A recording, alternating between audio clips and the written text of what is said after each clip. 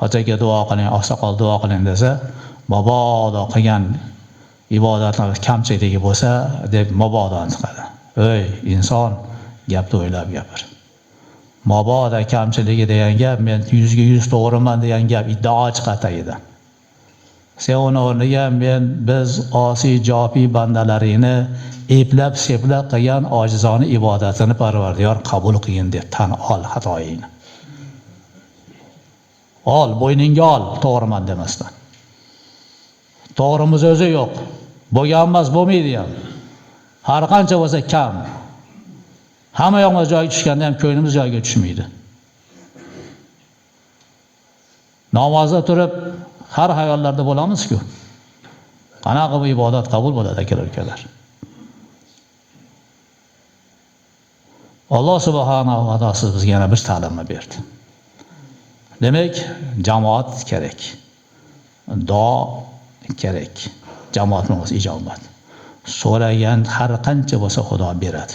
Kamaymaydi dargohi. Lekin so'rayotgan odam o'sha so'rayotgan narsaga yarasha odam bo'lish kerak. Bu yana gapi bor. Mana avval dadasi aytgan ekan bu kishiga. Avval sabab, keyin talab. Aytib bergansiz o'tgan safar, ancha bo'lgan 5 yillik gap bu. Avval sababi keltir, keyin talab qil deb dadalar aytgan bu avval. Siz bilan biz so'rashdan oldin sababini keltiraylik. Undan keyin so'raylik. Yana to'g'ri.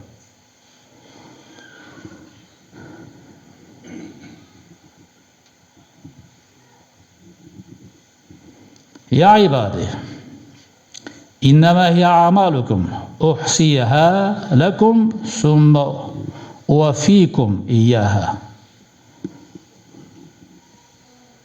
Alloh subhanahu va taolo yana siz bizga ey bandalarim deyapti. Innama hiya a'malukum, bu qilayotgan sizlarning amalinglar, sizlarning amalinglar. Ya'ni sen o'zing kimsan? Amaling nima bo'lardi degan ish bor gapda yana. Bu farishtaning amali emas, bizning amal bu. Chunki bizda nafs bor, shayton bor.